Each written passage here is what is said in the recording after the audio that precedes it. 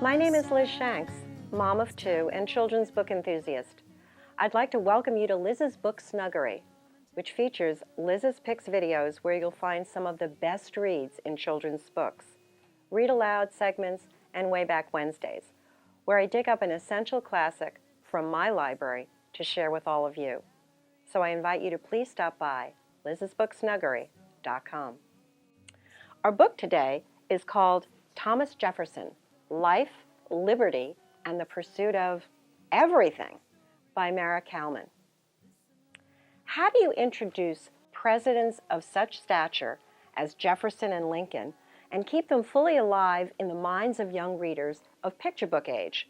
So much so that they eventually, as their reading ability increases, want to pursue more information about them. Well, if you're Maira Kalman, it seems easy when you include a full listing of their wonderful accomplishments, but you also make them fully human, flesh and blood people in your depictions. In Ms. Kalman's previous presidential examination of Lincoln called Looking at Lincoln, the reader comes face to face with not merely an animatronic figure from Disneyland, but someone who, in addition to being the 16th President of the United States and a Civil War president during the war between the states, wrote the Emancipation Proclamation, the Gettysburg Address. But he also had a dog named Fido.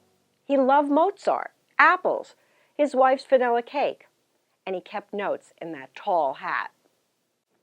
Now that is a successful attempt at fully fleshing out for a very young reader the complexity of a historical figure. Abe is father of a nation and fan of dessert cake. I like it.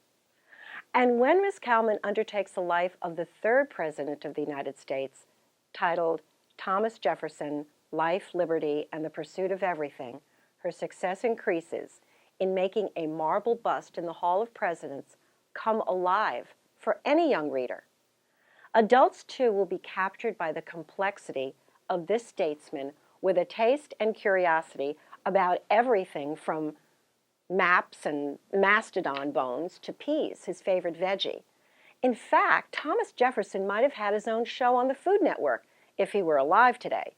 He was an early believer in veggies as the mainstay of the meal, and meat should be used as a side dish. Imagine that in the 1800s. Red-haired and freckled, Thomas Jefferson came up with one of my all-time favorite quotes, and the one I hope young readers will take to heart and imitate, and that is, "I cannot live without books." His library had books on a multitude of subjects, from history to science, from philosophy to government and math to music and art. Everything fascinated him. And speaking of music, he practiced the violin 3 hours a day. How in the world did he have time for that when he was reading all the books in his library in any of 7 languages that included French, Spanish, Latin, Greek, Italian, German, and oh yes, English? Jefferson was a man on the move and detested idleness. His 76-windowed house was built on a mountain in Virginia, and he named his residence Monticello, or in Italian, Little Mountain. And one of the things I found most interesting in his house was his bed. It stood in a doorway between 2 rooms. Why? It presented obvious choices upon rising. Jefferson could go either to the study to read on a rotating book stand or slide his feet over to the other side that led to the outdoors and his farm. Clever and a time saver. How's this for a quote that speaks to the nature of the man? "Determine never to be idle. No person will have occasion to complain of the want of time who never loses any."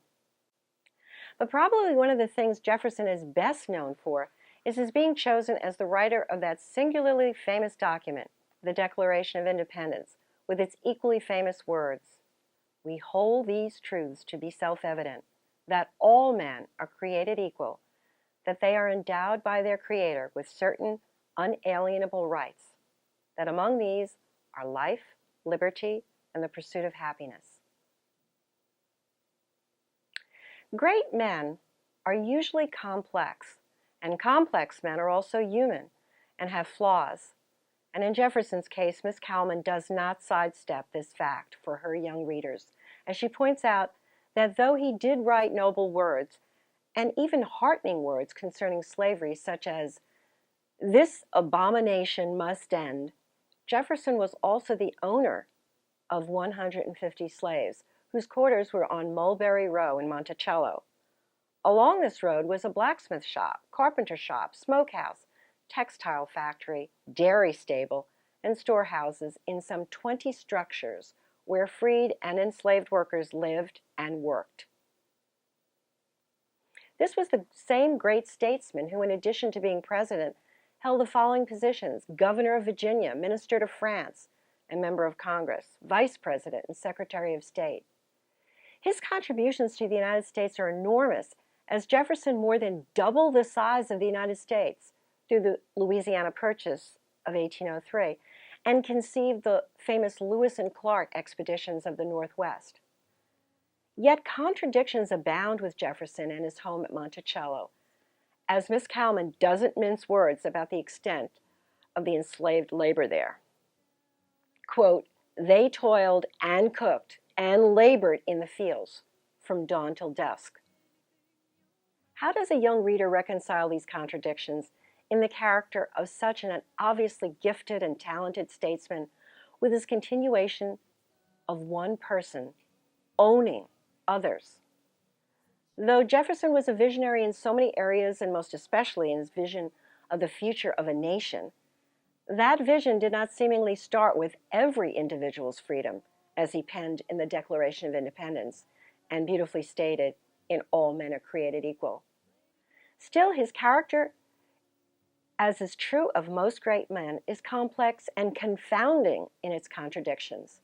As Miss Kalman states, "If you want to understand this country and its people and what it means to be optimistic and complex and tragic and wrong and courageous, you need to go to Monticello.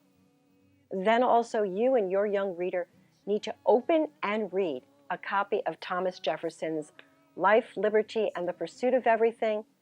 It, along with looking at Lincoln, provides pint-sized picture book readers with plenty to reflect on."